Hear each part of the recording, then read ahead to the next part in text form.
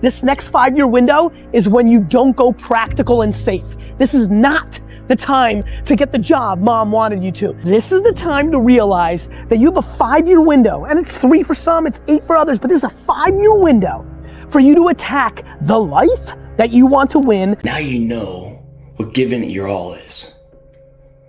And you will not succeed in business or any endeavor in life until that fight you just went through is applied to the same endeavor. You get older, you think about things. My estimate historically, 80% of the time it ends up in a can like Johnny Shack. Or on the embalming table of Cozzarelli's. No risk, no reward. The comfort zone is dangerous. When you're comfortable, you are at most danger. The comfort zone is somewhere you should never feel comfortable. You should be happy and dissatisfied. Anybody ever tell you, hey, look, you know what? Just be satisfied with what you got. Don't believe them. Get them away from you. That's good. You should never be satisfied with what you got. Because the attempt to get more makes you into something better all the time. Don't let anybody tell you, hey man, you should just be happy no!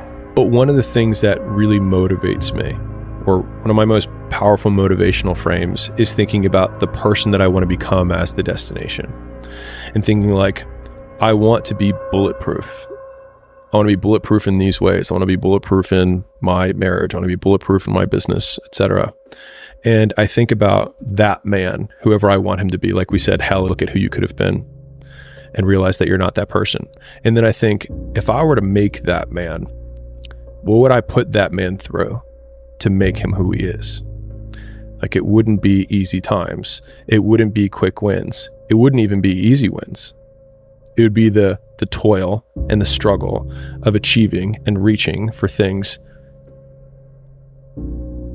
that are right out of grasp, that are right above my threshold, and continuing to do that to like lift the weight, to build the muscle, to break it down and do it over and over again, because like that's what creates the character traits that are the man that I want to be. And so when I'm going through those like really harder times, I like to think of like looking in my mental mirror of like, I'm making you. I'm not there yet, but I'm making you. So I wanted to project myself forward to age 80 and say, okay, now I'm looking back on my life.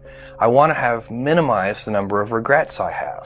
And I knew that when I was 80, I was not going to regret having tried this. I was not going to regret having trying to participate in this thing called the internet that I thought was going to be a really big deal. I knew that if I failed, I wouldn't regret that. But I knew the one thing I might regret is not ever having tried. And I knew that that would haunt me every day. And so when I thought about it that way, it was an incredibly easy decision. Some people see the thing that they want, and some people see the thing that prevents them from getting the thing that they want. Whatever reasons that we usually give ourselves in the beginning for why we can't achieve something, you can almost always find not only just someone, but someone who's achieved world-class levels of success with worse conditions than you currently have, which then means it's absolutely possible. And then the only thing that it takes to get there is work. You have to take chances in life. If you don't take chances in life, you'll never have the life God has for you. Life is about risk. If you play it safe in life, you ain't gonna have much of a life. If you play it safe, you won't have much of a life. Life is risk. It takes courage to pursue your dream. I just did it. It cost me everything, but eventually, God is very good, man, when he sees you take a leap of faith. He supplies you everything you need. Now, it's gonna cost you something.